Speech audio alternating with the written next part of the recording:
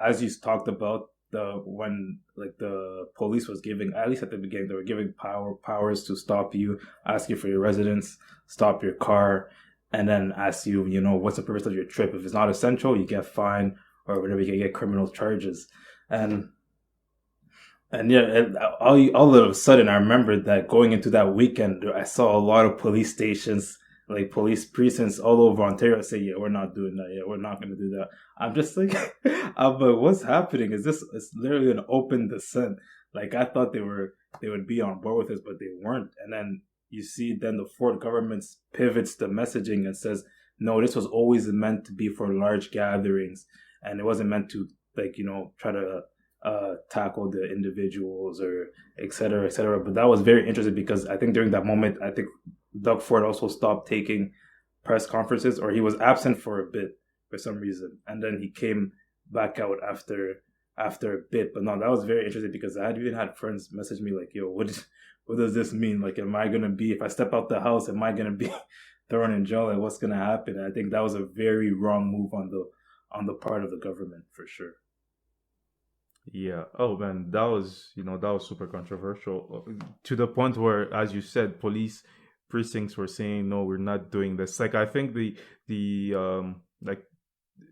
like the police in Ottawa was probably the first one to say, no, we're not applying this. Like, we're not doing this.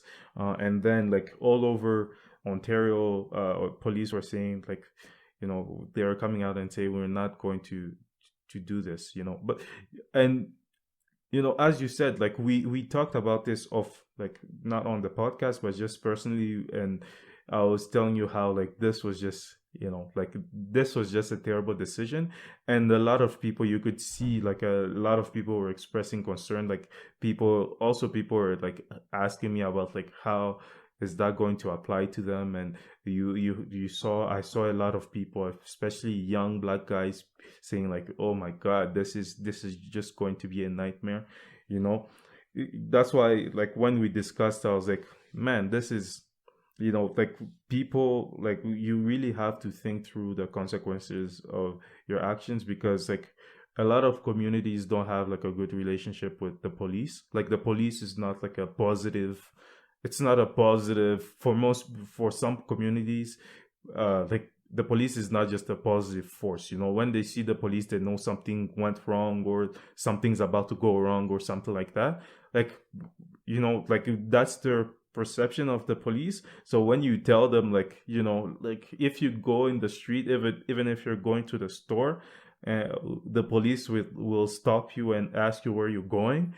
For a lot of people, that's not like a great experience. Like, I understand, I've been in situations where like, at times in my life, I've been like, like, when I see a police officer, I'm like, there's nothing going on, like, it's okay. I'm not frightened or anything. But for a lot of people in a lot of situations, when they see the police, it's not a good experience, or like, they don't feel like it's a good it's like a positive presence, as I said. So in order, like, creating a police state on top of all of those concerns is probably not ideal. And that's not to say anything bad about the police, or bad about, like, the communities who don't perceive the police in a positive light. It's just a matter of fact. So yeah, that's why I thought, like, it was just a terrible, terrible decision. So yeah, it was kind of reassuring to see so many police stations say, "Yeah, we're not doing that." I was that kind of surprised me. I'm like, okay, well, they're more practical, because at the end of the day, I think it was more of a question of practicality. Do I really want to spend all the manpower stopping vehicles left, right, and center just to ask where they're coming from? You know how much money we'll be wasting doing that? Like, it doesn't really make sense. So I think where they came from was more of a practical standpoint. They're like, this doesn't even make sense to do. It's not efficient at all. Uh, but I was just doing research on it because I was interested in seeing how much of the police force is out there stopping these big gatherings. And since I think Toronto has, like, I think 16 teams devoted to breaking up these illegal gatherings. And I was just doing research, like, since April 22nd, like, they've handed out like 570 tickets, like, in total. And that ranges from the fines of like 750 to like criminal charges.